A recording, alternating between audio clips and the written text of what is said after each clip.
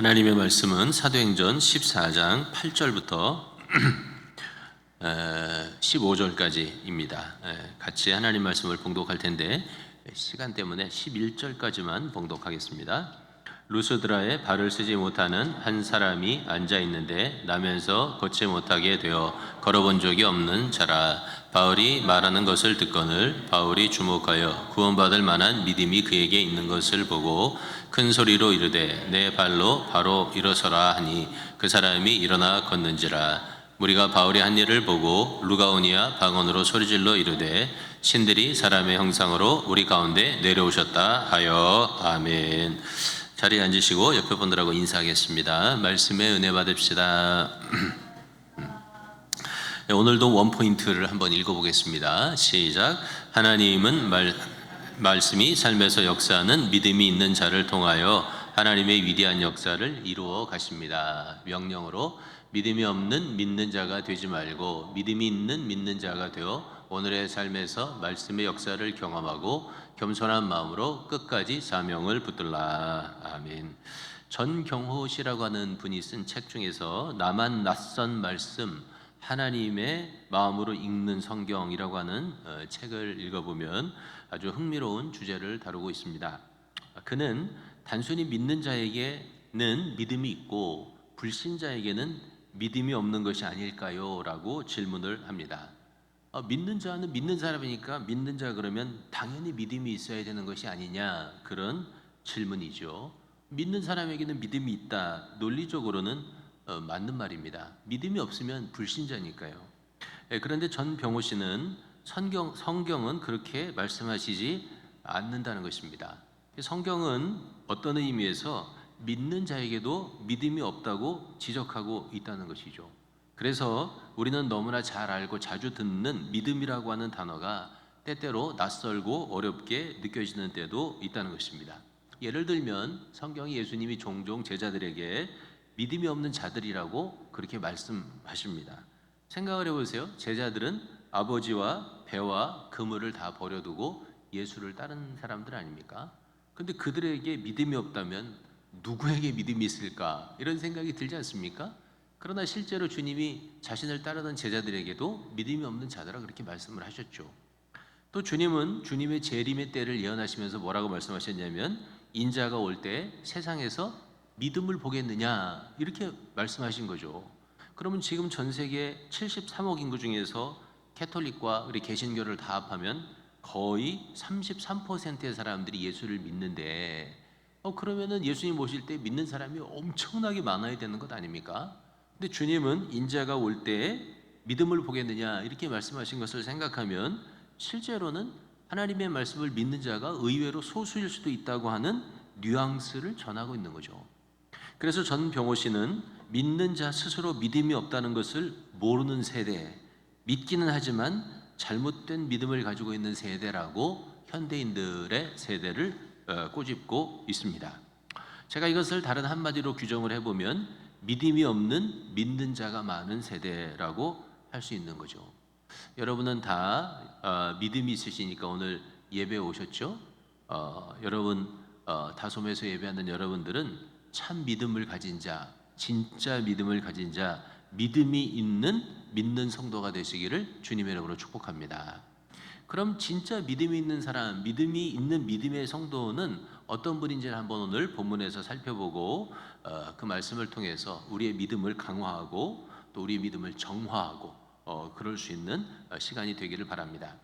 오늘 본문에는 루스드라에 있었던 선교 사역인데요. 이 내용을 일단 전체적인 내용을 간단하게 한번 정리해 볼 필요가 있을 것 같습니다. 루스드라는 이고니온 지역에 속해 있는 도시인데요. 바울의 첫 번째 선교지에서는 선교 여행에서는 네 번째 선교지가 됩니다. 여러분 다 기억하시겠지만 첫 번째 갔던 선교지는 구브로라고 하는 섬이었죠. 거기서 한 명만 예수를 믿었습니다. 그 다음에 어디로 갔죠? 그 다음에 비시디아의 안디옥이라고 하는 곳에 가서 복음을 전하게 됐습니다. 그리고 세 번째로 갔던 도시가 이고니온이라고 하는 도시였어요. 그리고 오늘 네 번째 선교지에 간 거죠. 이 네 번째 선교지 이름이 루스드라라고 하는 곳입니다. 세 번째 선교지였던 이고니온에서는 지난주에 설교한 게 생각나죠? 소란이 일어났습니다. 그래서 마을에 있는 사람들이 두 패로 나뉘어서 한편은 바울의 말을 듣고 하나님을 따르고 다른 한편은 바울을 반대해서 이 반대하는 무리가 막 소동을 일으켜서 바울과 바나바를 모욕하고 돌로 치려고 하는 일이 생겼죠. 그래서 이제 바울과 바나바가 도망을 해서 어디로 왔냐면 바로 이 루스드라 지역까지 이르게 된 것입니다. 여러분이 참고로 알아두셔야 될 것은 이고니온, 루스드라, 그리고 이제 오늘 성경 14장 마지막에 가면 루스드라에서 더베라고 하는 옆에 지역이 옮기는데요. 이 지역을 한마디로 다 통틀면 뭐라고 얘기하냐면 갈라디아 지역이라고 말합니다. 그래서 성경에 갈라디아서라고 하는 책이 나오는데 이 갈라디아서는 이고니온, 루스드라 그리고 더베에 있는 교회에 보낸 편지라고 이해하시면 됩니다. 자, 이고니온에서 돌로 치는 것을 피해서 루스드라에 와서 복음을 전했는데요. 이 루스드라에서는 짧은 시간 내에 급박하고 다이나믹한 일들이 막 일어납니다. 이거를 조금 일반적인 용어를 쓰면요, 막 온탕과 냉탕을 왔다 갔다 그래요. 천국과 지옥으로 왔다 갔다 그러는 사건이 바로 이 루스드라에서 일어난 사건이죠. 제일 먼저 일어난 사건은 뭐냐면 나면서부터 한 번도 걸어보지 못했던 안진뱅이가 일어난 사건입니다. 이 루스드라에는 유대인의 회당이 없었던 것으로 보여요. 제가 루스드라 지역을 설명할 수 있는 시간이 없어서 이제 설명을 못하지만 아무튼 회당이 없었어요. 그래서 아마 길거리나 아니면 광장에서 복음을 전한 것 같아요. 근데 그 바울이 복음을 전하는데 태어나면서부터 한 번도 걸어보지 못했던 발을 못 쓰는 사람이 그 복음을 듣게 된 거예요. 자, 9절과 10절을 한번 읽어보도록 하겠습니다. 바울이 말하는 것을 듣거늘 바울이 주목하여 구원받을 만한 믿음이 그에게 있는 것을 보고 큰 소리로 이르되 내 발로 바로 일어서라 하니 그 사람이 일어나 걷는지라. 자, 바울이 그 안진뱅이가 말씀을 열심히 듣는 것을 보고 구원받을 만한 믿음이 그에게 있는 것을 알아차리게 됩니다. 어떻게 알아차리게 되었을까요? 그건 확실히 모르죠. 아마도 바울의 안에서 역사하시는 하나님의 성령께서 안진뱅이 안에 있는 믿음을 보게 하셨을 것이라고 그렇게 짐작하게 되죠. 바울이 가서 즉시로 큰 소리로 내 발로 일어나라 그렇게 말합니다.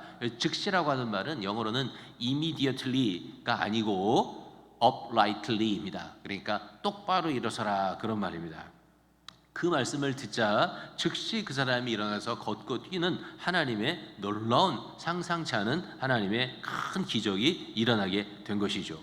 그런데 이렇게 놀라운 안진뱅에 일어난 사건은 바울과 바나바가 생각지 않았던 전혀 다른 일로 이어지게 됩니다. 그것은 뭐냐면 마을 사람들이 깜짝 놀라서 바울과 바나바를 신으로 생각하고 그들에게 제사를 지내려고 하는 그런 일이 일어난 것이죠. 이 루스드라라고 하는 지역에서는 옛날부터 내려오는 전설이 하나 있었는데 그것은 뭐냐면 제우스와 그 다음에 헤르메스라고 하는 두 신이, 한 사람은 이제 제우스는 그리스 신에서 제일 높은 사람이고 그 다음에 헤르메스는 그의 전령사인데요. 이 두 신이 루스드라 지역을 방문을 했는데 루스드라 지역에 있는 사람들이 제우스와 헤르메스를 알아보지 못하고 박대를 하게 됩니다.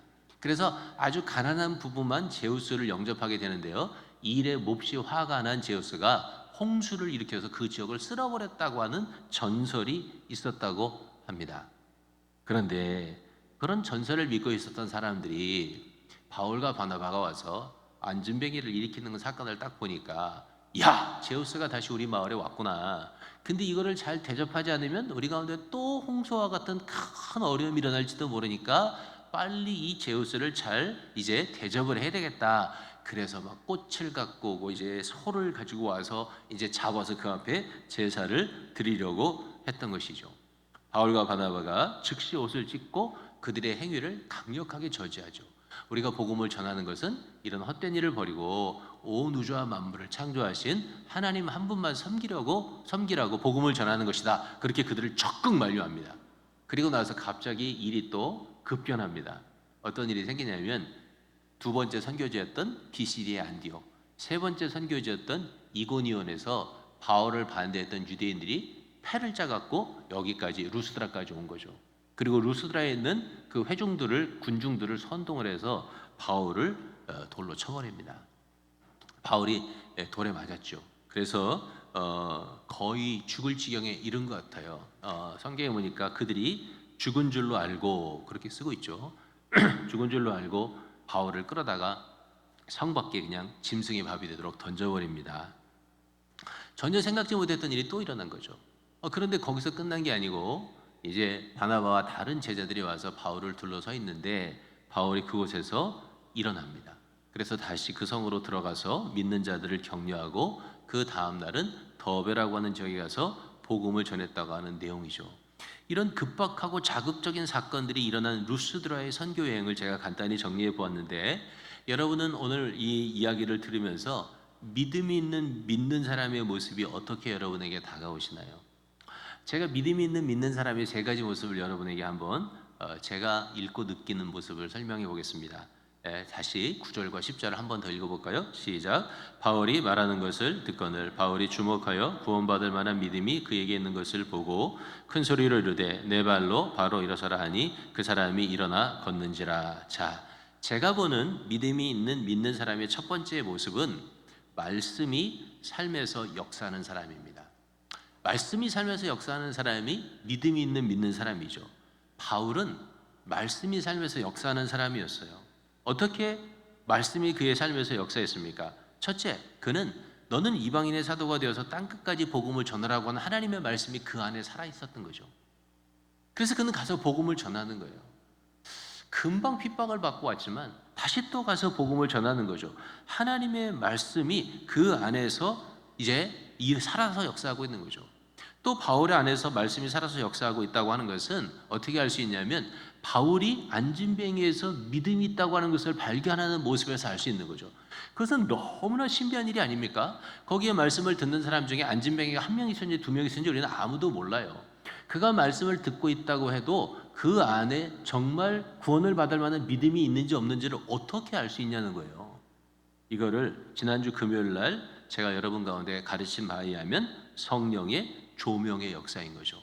하나님의 성령께서 바울의 마음 가운데 빛을 비추어 주셔서 바울은 어떻게 해요? 그 안진뱅이 안에서 주 예수를 믿으라 그리하면 너와 내 집이 구원을 얻으리라고 하는 하나님의 말씀이 살아서 역사하는, 그 하나님의 말씀이 살아서 역사해서 그가 구원받을 것을 알 수 있게끔 바울의 눈을 열어준 거죠.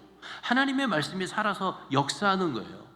바울은 그에게로 다가가서 크게 소리질러서 안진뱅이에게 명합니다. 근데 생각해 보세요. 귓속에다 대고 말할 수도 있었지 않겠습니까? 귀에다 대고 안진뱅이야 일어나라 이렇게 얘기할 수도 있었죠. 그런데 그렇게 이야기하지 않습니다. 그는 큰 소리로 말하죠. 사실 많은 사람들이 있는 곳에서 큰 소리로 말을 하는 것은 우리 많은 현대인들에게는 못마땅한 일이죠. 교회에서도 목소리를 크게 내는 것을 별로 좋아하지 않지 않습니까? 왈소리를 크게 내는 것은 옆에 사람들에게 있어서는 불편한 일이죠. 그런데 현대인의 시각으로 본다면 어쩌면 한 가지 갈등이 더 있지 않았을까 그렇게 질문을 하게 돼요. 이거는 확인할 수는 없어요. 그냥 질문을 하게 돼요. 제가 목사이기 때문에 갖는 질문이에요. 그게 뭐냐면 바울이 그렇게 명령할 때 그의 마음 가운데는 이런 갈등은 없었을까? 만약에 내가 일어나라고 크게 소리를 질렀는데 그가 일어나지 못한다면 어떻게 될 것인가? 이런 갈등은 없었을까?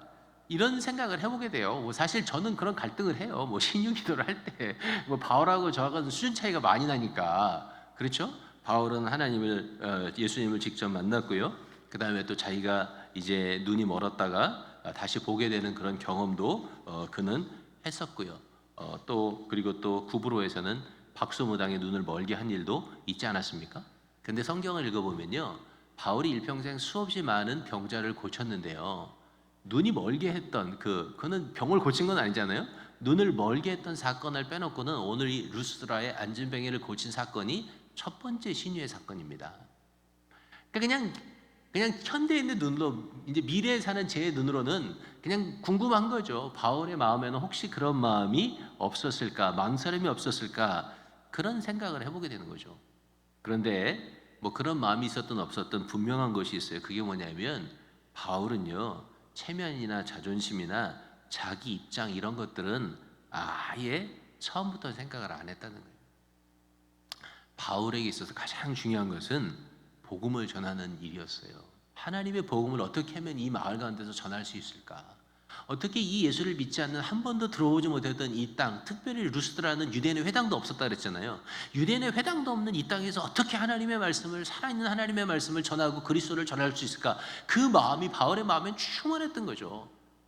그리고 거기는 루스드라에 나면서부터 된 안진뱅이가 일어나는 모습을 볼 때 그것이 복음의 큰 도화선이 될 것이라고 하는 확신이 있었던 거죠. 그래서 바울은 가서 주저함이 없이 그에게 다른 모든 사람이 들을 수 있도록 크게 소리칩니다. 일어나라고 명령하는 거죠. 제가 미국에 살면서 깜짝 놀라는 것 중에 하나가 뭐냐면, 미국에 사는 한국 사람들도 자기 체면을 너무 중요하게 생각한다는 걸 보면서 깜짝 놀래요.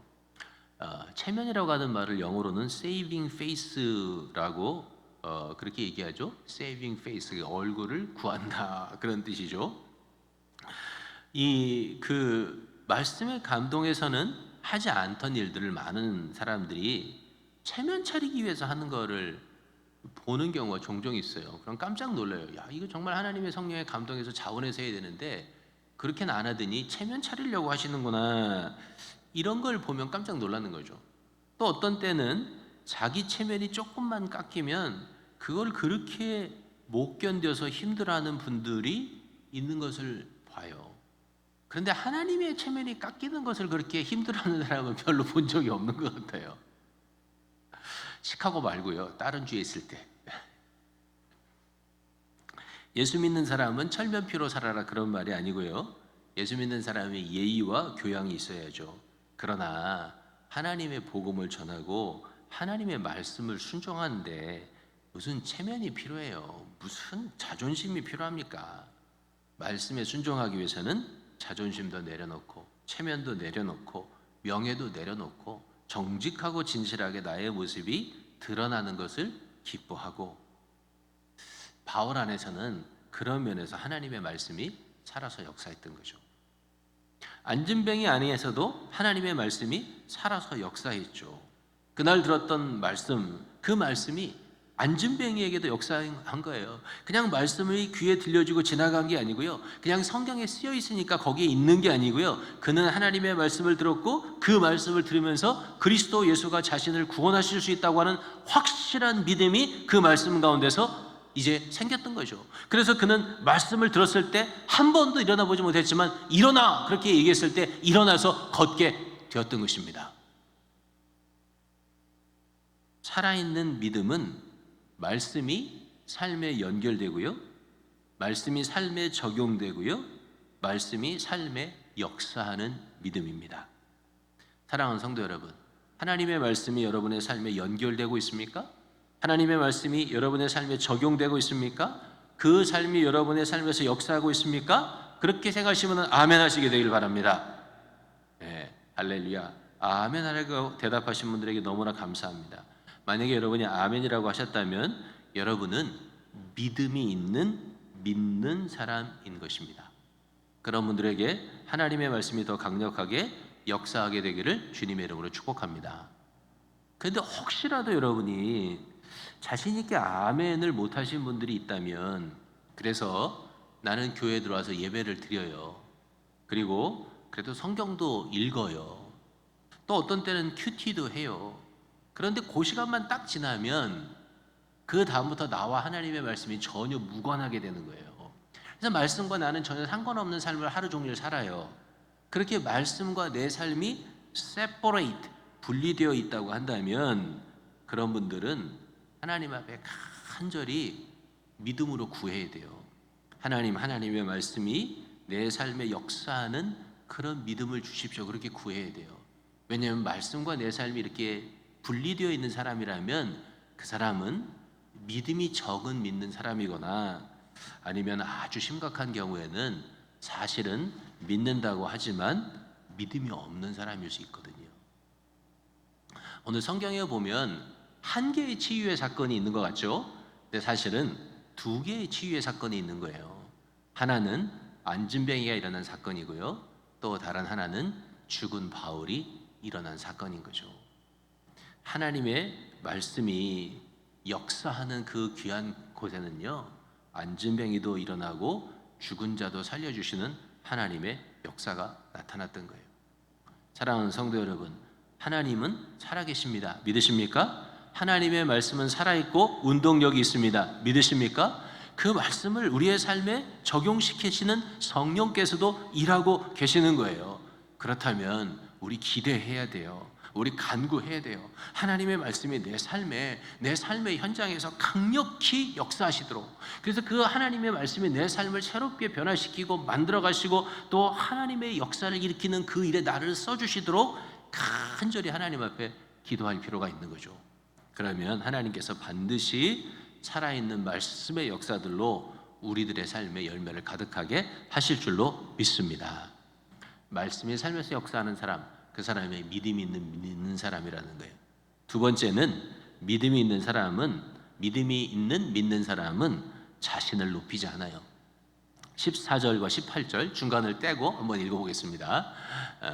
그 다음에 넘겨주세요. 시작. 두 사도 바나바와 바울이 듣고 옷을 찢고 무리 가운데 뛰어들어가서 소리질러 이렇게 말하여 겨우 무리를 말려 자기들에게 제사를 못하게 하니라. 아멘. 바울이 평생 앉아만 있던, 그래서 한 번도 두 발로 서서 걷지 못하고 뛰지 못했던 사람을 고친 사건은 정말 신비한 사건이었어요. 이거는 사람들이 평생 다시 볼 수 없는 사건이었을 것입니다. 하나님의 능력이 아니고는 일어날 수 없는 사건이죠. 하나님의 복음을 위해서 일평생 자신의 삶을 헌신했던, 그리고 열정을 들인 두 사도들에게 하나님이 존귀의 관을 씌우신 결과다, 이렇게 말할 수 있는 거예요. 다른 말로 하면 사실 바나바 바울은요, 사람들의 칭찬과 존귀를 받기에 충분한 자격이 있었던 거죠. 그럴 만한 일을 한 거예요. 세상 사람들의 눈에도 그렇게 보인 거죠. 그래서 그들은 바울과 바나바를 칭찬하고 찬양하고 높이기를 원했던 것입니다. 그런데 바울과 바나바가 당장에 그것을 거부합니다. 그들은 옷을 찢습니다. 사람들에게 뛰어들어서 만류합니다. 그리고 뭐라고 말합니까? 우리도 너희와 성정이 같은 사람이다. 생각하고 느끼고 판단하는 것이 너희와 똑같은 사람이다. 찬양과 경배는 오직 온 우주와 만물을 창조하신 하나님만 받으셔야 된다. 여러분, 똑같은 사건이 어디서 있었는지 아세요? 고넬료의 집에서 있었습니다. 베드로가 하나님의 신비한 환상을 보고 고넬료의 집에 복음을 전하러 가죠. 그때 고넬료가 어떻게 했죠? 무릎을 꿇고 베드로 앞에 절합니다. 그때 베드로가 고넬료를 일으켜 세워요. 그리고 뭐라고 얘기했냐면, 일어나라, 나도 사람이다. 그렇게 얘기했던 거죠. 우리가 살아가는 이 시대에는 자기 PR이 일반화된 세상에 살아갑니다. 사람들은 다 자기가 잘한 일들을 사람들이 알아봐 주지 못할까 봐 전전긍긍합니다. 저 같은 목사들은 그런 시험에 더 자주 드는 부류들로 알려져 있습니다.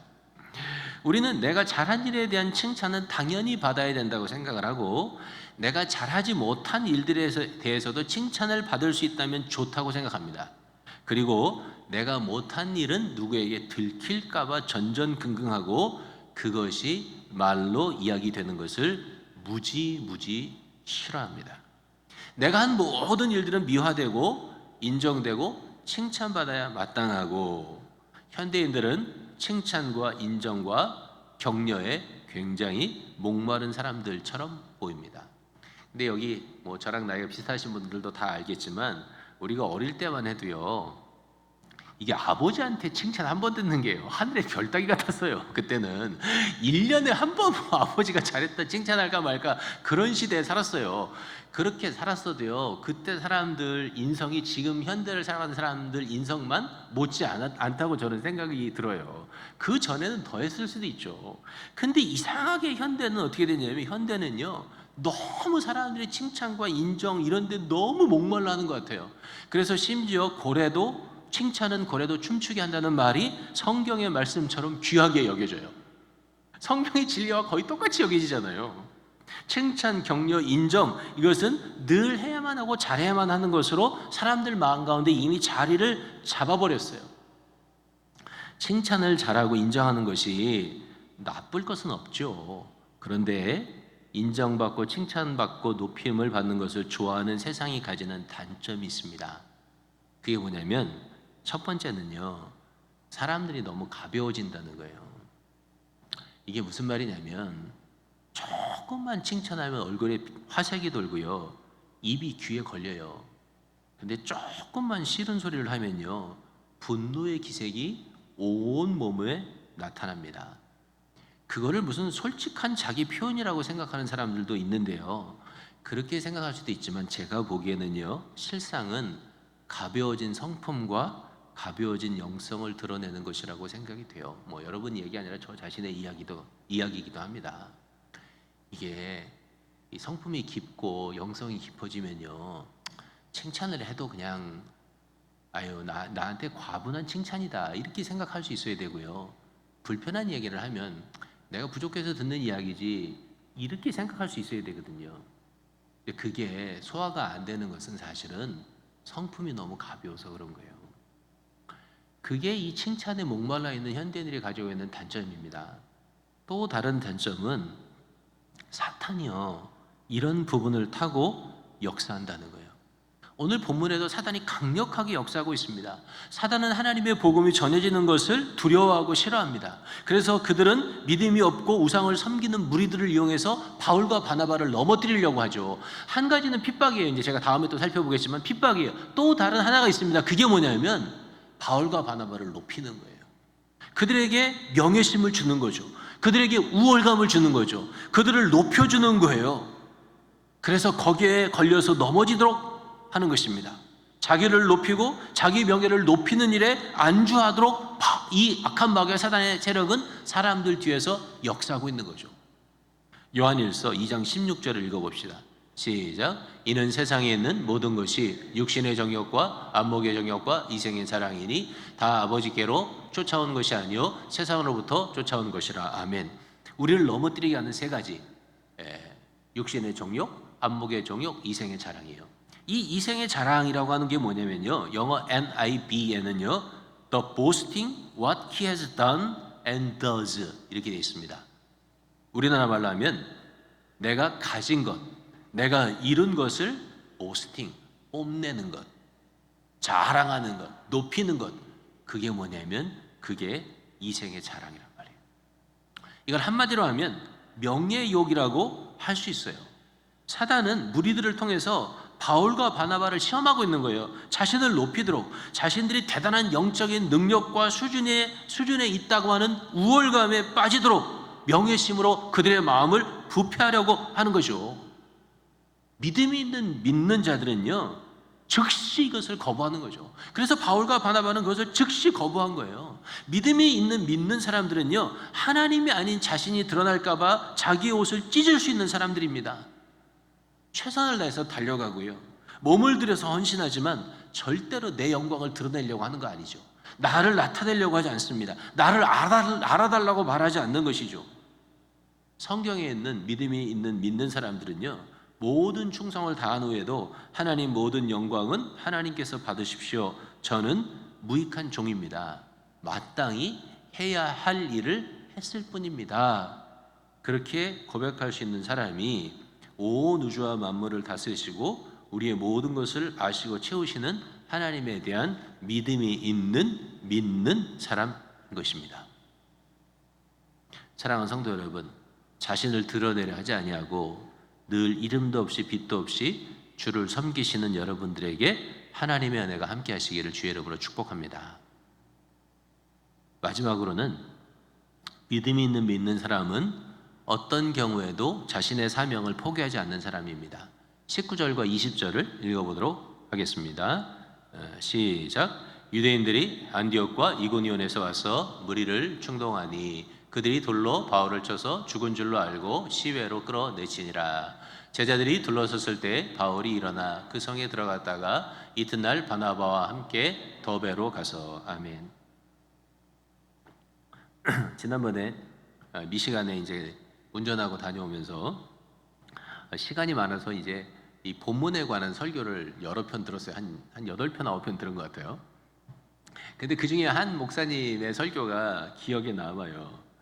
근데 그분이 뭐라고 얘기했냐면 이렇게 이야기했어요. 사도행전 14장, 특별히 이고니온과 루스드라에서의 선교 사역은 자신이 설교하기가 제일 싫은 본문이다, 그렇게 이야기를 하셨어요. 그리고 그 목사님은 뭐라고 얘기했냐면 또 사도행전 14장은 그만두려고 하는 사람은 절대로 읽으면 안 되는 본문이다, 그렇게 이야기를 하셨어요. 그 목사님은 루스드라에서 복음을 전하다가 돌에 맞는 바울이 있었던 그 현장으로 한번 들어가 보라고 이야기하세요. 자신을 헤르메스 신이라고 제사를 드리려고 하고 화환을 드리려고 했던 사람들이 아닙니까? 분명히 어제까지만 해도 그렇게 자기를 높이고 그렇게 좋은 말을 하고 박수를 쳐주던 사람들이요, 불과 얼마 되지 않아서 자기가 뭘 그렇게 잘못한 것이 있다고 자기를 돌로 친단 말입니까?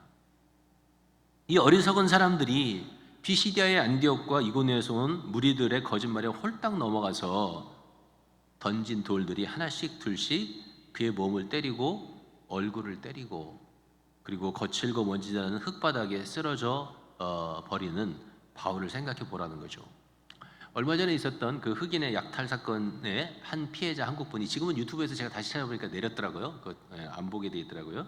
그 인터뷰를 하는데 보니까 자기가 이제 그 가게를 이제 지키고 있었다는 거예요. 끝까지 지키려고. 그런데 어떤 흑인이 던진 돌이 얼굴에 맞았다는 거예요. 사진을 봤는데 아주 여기가 막 깨져갖고 피수성이 됐더라고요. 근데 돌에 딱 맞는 순간에요, 갑자기 막 하늘에 정말 별들이 보이고 그 다음에 앞이 캄캄해지더래요. 그리고 그 다음부터는요 생각이 안 난대요. 그냥 말할 수 있는 거는 피가 너무 많이 났다는 거예요. 너무 피가 많이 나서 자기는 병원에 가면서 죽는 줄 알았다는 거예요. 그 인터뷰를 하는 게 내가 생각이 나요. 근데 한번 바울을 생각해 보세요. 돌을 한 대만 얼굴에 맞아도 그런데 얼마나 많은 돌을 맞았을까요? 얼마나 많이 피를 흘렸을까요? 그는 돌을 맞으면서 무슨 생각을 했을까요?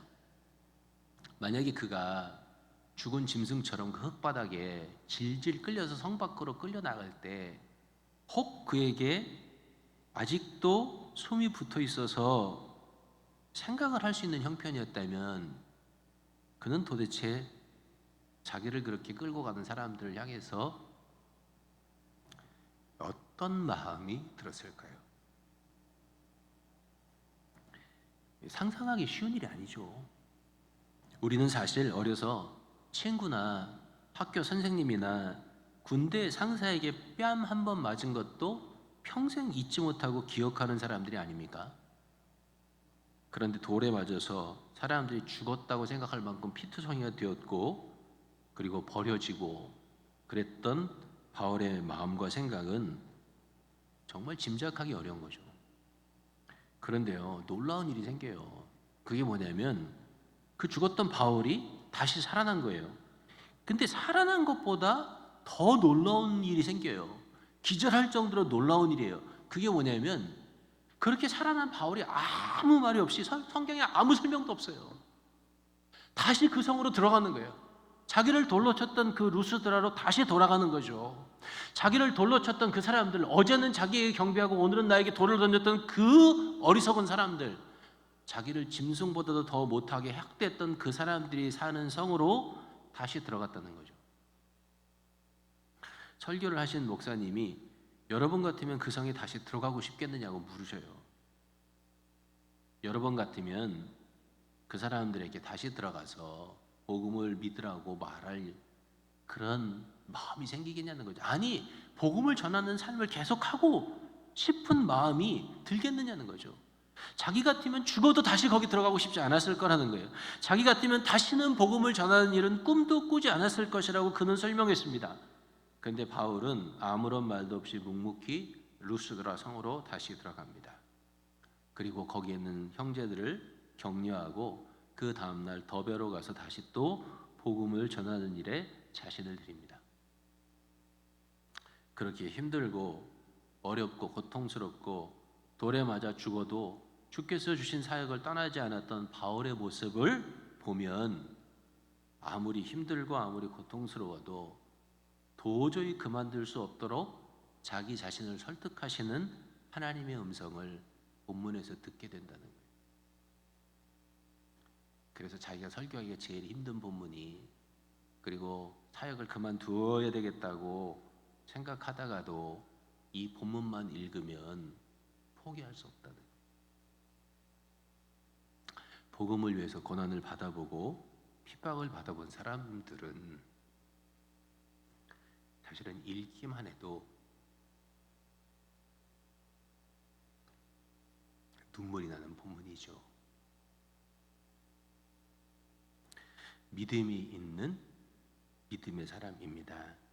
믿음이 있는 믿음의 사람은 어떤 경우에도 자기에게 주신 하나님의 사명을 포기하지 않는, 아니 포기할 수 없는 사람들인 거죠. 사랑하는 성도 여러분, 여러분이 하나님께서 여러분에게 주신 사명을 지금까지 잘 감당해 오기 위해서 애쓰셨습니까? 정말 잘하셨습니다. 우리가 명심해야 될 게 있어요. 그게 뭐냐면 오늘 여러분과 제가 살아가고 있는 이 땅, 이 교회, 이 지역이요, 우리들에게는 비시디의 안디옥이라는 거예요. 이 지역이 우리에게는 루스드라인 겁니다. 우리가 살아가는 여기가 우리에게는 더베인 거예요. 우리가 하나님 앞에 충성을 드려야 하고 믿음을 드려야 하고 말씀이 살아서 역사하게 해야 하는 선교지는 다른 곳에 있는 게 아니에요. 우리가 10년이나 20년 있다가 만나게 될 어떤 사람, 어떤 장소에 거기가 있는 게 아니에요. 절대로 그렇지 않습니다. 우리가 하나님 앞에서 피를 흘려도 죽은 짐승처럼 학대를 받아도 절대로 포기하지 않고 사명을 감당해야 하는 곳은 바로 여기인 것이죠. 믿음이 있는 믿는 자의 모습을 하나님께 바로 여기서 드려야 되는 이유가 거기 있는 거예요. 끝까지 포기하지 마시고 죽기까지 충성하십시오. 살아계신 하나님이요, 믿음이 있는 믿는 자를 그냥 버려두지 않습니다. 반드시 말씀에 살아서 역사하게 하고요, 한편에서는 핍박을 받지만요, 핍박했던 사람들 누가 알아줍니까? 이름 한 자 남아있지 않잖아요. 그러나 바울이라고는 위대한 사람을 하나님이 쓰셔서 이방인들을 구원하시는 놀라운 하나님의 역사를 하나님이 이루신 것 아닙니까? 믿음이 없는 사람이 돼서 잊혀지는 사람이 된다면 무슨 의미가 있겠어요? 예수 믿는 우리가 믿음이 있는 믿는 사람 되어서 혹 때로는 고난과 어려움을 당한다고 할지라도 하나님이 살아 역사하시는 인생을 살아갈 수 있다면 그것보다 더 귀하고 아름다운 게 어디 있겠습니까? 여러분과 저는 믿음 있는 믿는 자로 이 땅에서 하나님 앞에 쓰임받는 귀한 축복을 받게 되기를 예수님의 이름으로 축복합니다. 자, 목사님 나오셔서